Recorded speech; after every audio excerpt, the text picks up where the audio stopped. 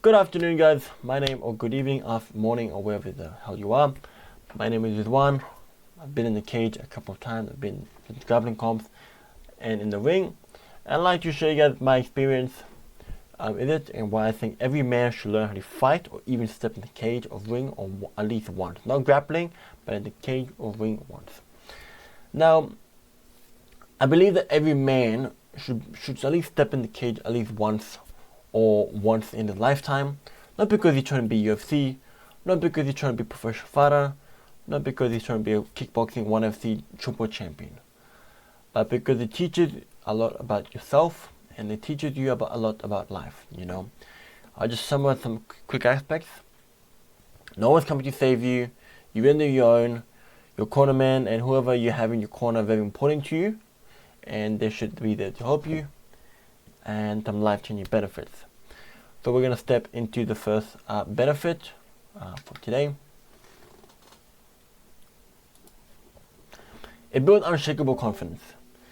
And when I say build unshakable confidence, it is coming from a place of competency. Now, people say you can have fake confidence, right? Or you can fake it till you make it. I personally believe that is all garbage. There's nothing fake about being confident. It only comes from competence. You can have a fake confidence for so long, maybe have some confidence walking down the street, but eventually people you meet, people you know, will eventually be able to see through the bullshit. Ironically, I put Conor McGregor because I believe he's probably a good example of this in terms of being confident and being competent. Nobody really can tear you apart. You walk through a motherfucking room and, you have over, I suppose you have over, I guess. I don't know why I'm saying that. But anyway, you go in the room, you're him, right?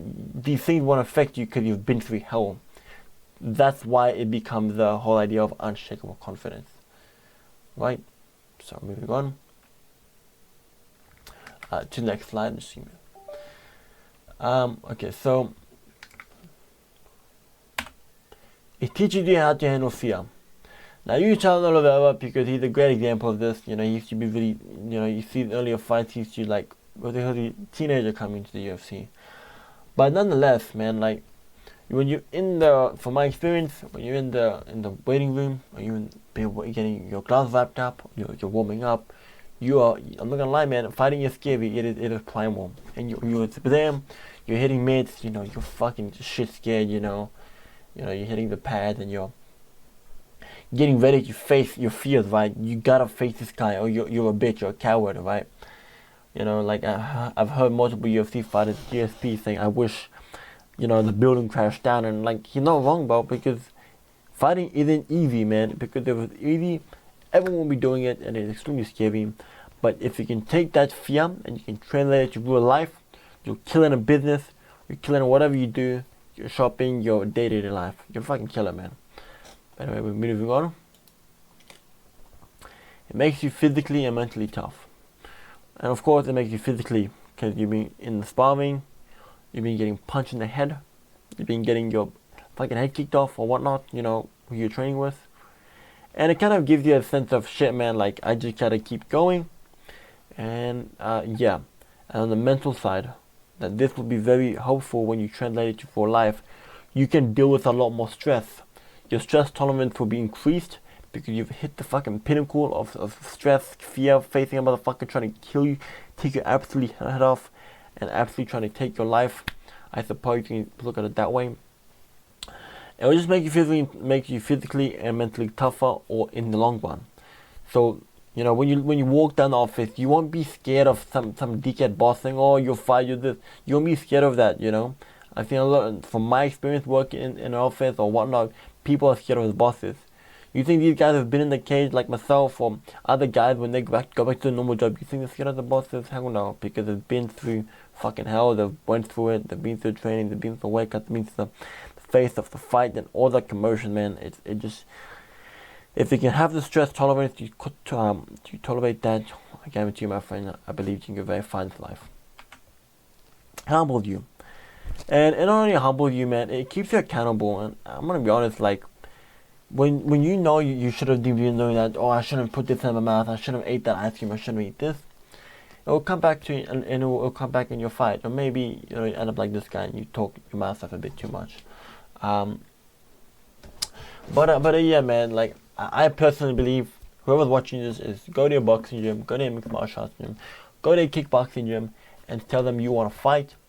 And you'll be there for a couple of years, a year, 6 months, 2 years. I'm a first fight after 6 months, in a kickboxing fight. So like, just send it above, just go in there.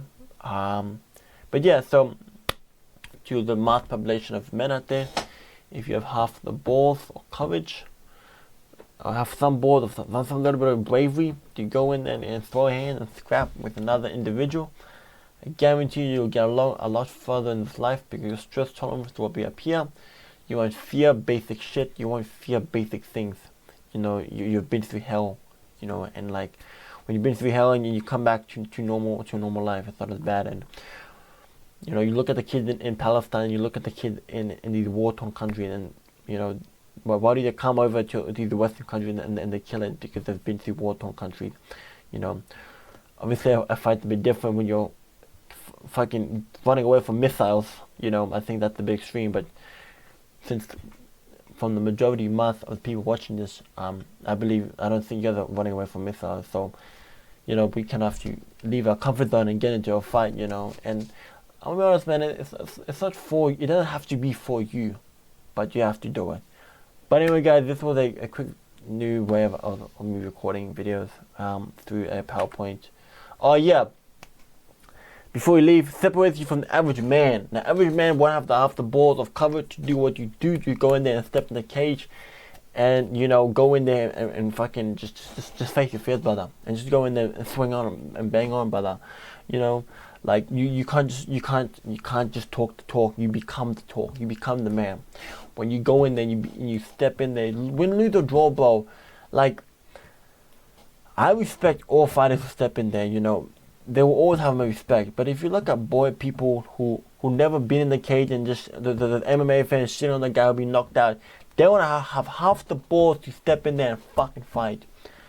But like, it doesn't matter about that. What matters is yourself having the courage to do some training, maybe 6 to 12 months, and just go in there saying, you know what, I have the balls. I don't care if I'm scared or not. I'm still gonna go in there facing. But it's about facing fear, then being king and conquering. So if you guys enjoyed the video, if you agreed with my advice, please hit the like button. Once again, I did mention this was like a different type of video I normally record. I normally record the face and face, but let me know what content I should record next, and I'll see you guys in the next video.